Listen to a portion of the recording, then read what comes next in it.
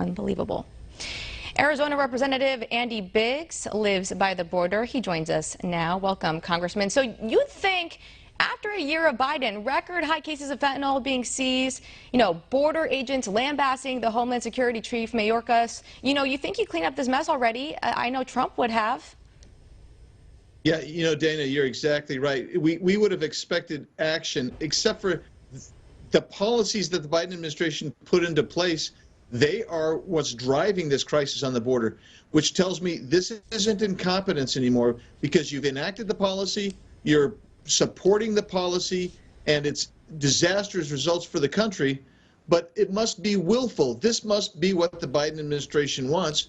Otherwise, they would implement policies to make changes, or they would have taken other action in the last 15 months.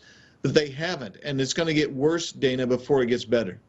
I just don't understand what Biden's intent was with this, though. I mean, with Title 42, remain in Mexico, to bring it back, right, because it was a working thing. So initially he axed it, then he brought it back just to axe it again. What was the point of that if it was working?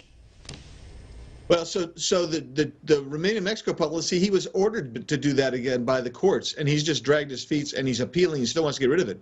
Title 42 is something that was extremely useful, and now they want to. It's contingent upon CDC, so CDC says you can't use it.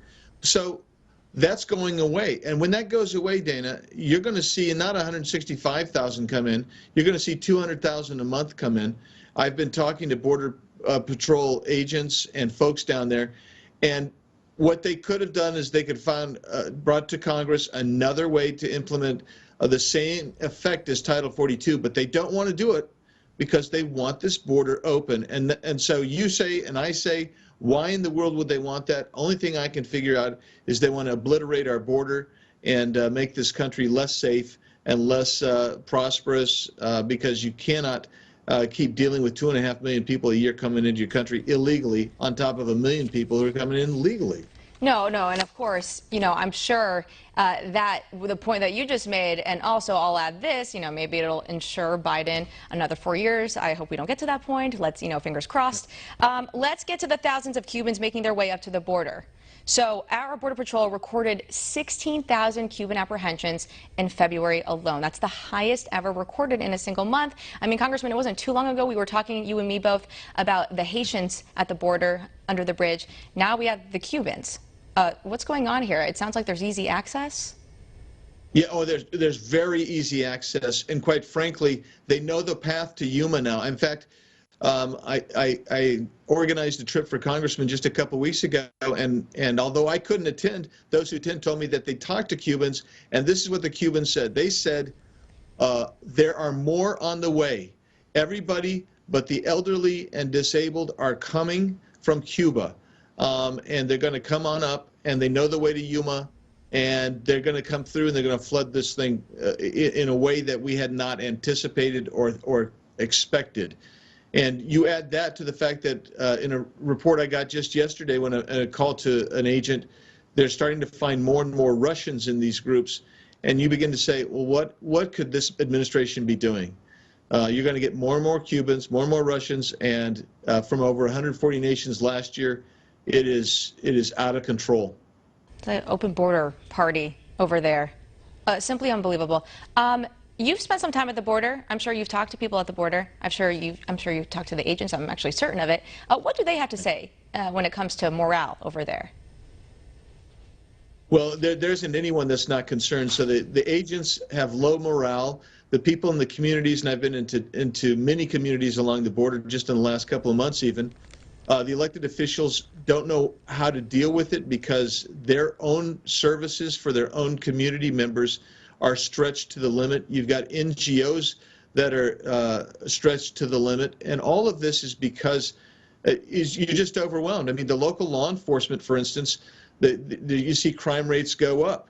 You also see local law enforcement trying to support Border Patrol. So the last time I was there, 100 some odd folks coming through, and the Border Patrol agents can't get there because they're running people back and forth to process them. So the local law enforcement's there with hundreds of people. The other day, I was just talking to an agent, and he told me that Border Patrol came. They took out half of this group of over 100, 150, and they had to just leave the other people who just sat there waiting for the Border Patrol agents to come back, reload up, retransport again. So there is confusion, there's morale is low, and there's concerns about safety, there's concerns about financing, all because they're being overwhelmed on the border. It didn't have to be like this, of course. Biden made that all happen. Resources exhausted. I believe there was like the mayor of Texas near the border crying for help. The border agents pleading for more assistance. They can't instill trust in Mayorkas anymore. That's clear as day. What are the chances that these migrants are granted permission into the U.S., given that they are escaping a communist regime? Well, before we ever even determine whether they're legitimate asylees, we're going to let them loose into the country. We're going to send them to virtually anywhere they want to go in the country. So once Title 42 goes away, there will be very few that are not released into the country. And believe me, the cartels know that. So just because you come from a communist regime does not mean that you get to come into the country on an asylum claim. Especially since asylum claims generally are not considered or shouldn't be considered valid unless you enter legally at a port of entry. These people, Dana, most of them are coming between the ports of entry. Everybody you and I are talking about are between the ports of entry, not at the ports of entry. And that's a condition internationally and nationally for a legitimate asylum claim. And so it's just baffling that our administration can't understand the law that they're supposed to operate under. Baffling. It's an understatement, actually. Before you go, Congressman, today in Brussels, Biden addressed reporters after the NATO summit wrapped up. He said they're sending more than $1 billion in humanitarian aid. Biden also confirmed, the U.S. will take in more Ukrainian refugees. I believe the number was 100,000, and others fleeing the Russian invasion with the focus on reuniting families. Good, good, good. I'll give him credit where his due, but he would not elaborate on the threat of Russia possibly using chemical weapons on Ukraine. That's at the forefront of our security now. Why won't he answer that directly? Well, I watched the reporters asking him, and I thought he was focused so much just on the blue carpet trying to make the turn that he probably didn't hear them. The reality is this administration is in over its head. They don't know what they're doing. They don't know how to handle this situation, and it's a situation that they created with their weakness and their weak policies. So they don't know how to respond now, and they didn't know how to respond then. They don't know how to respond now, and they won't know how to respond in the future. And it puts the whole world in danger, quite frankly. This kind of weakness from the ostensible leader of the free world, and everyone knows that Biden is weak and cannot comprehend what's happening, and his team around him has terrible policies, and so they do not know what to do, and that's the bottom line.